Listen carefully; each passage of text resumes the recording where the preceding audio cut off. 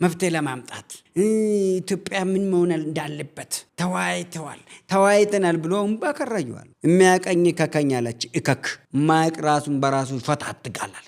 ጎጠኛ መንደርተኞች፣ ጽንፍ አሸባሪዎች፣ አጭረባሾች። ሲጀመር ኢትዮጵያዊ አይደለም እሱ የመናዊ ነው።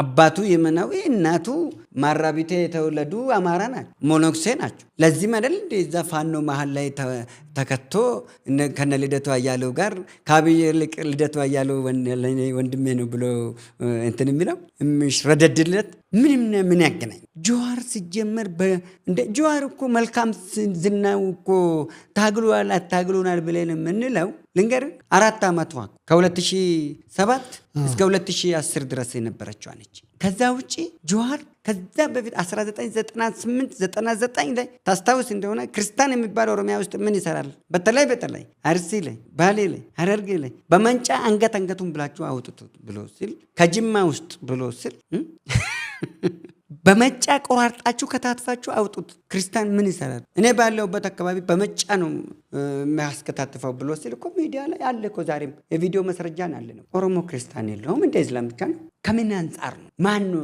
ያን ብሎ ስንት ቤተክርስቲያን ተቃጠለ፣ ስንት ክርስቲያን ታረደ።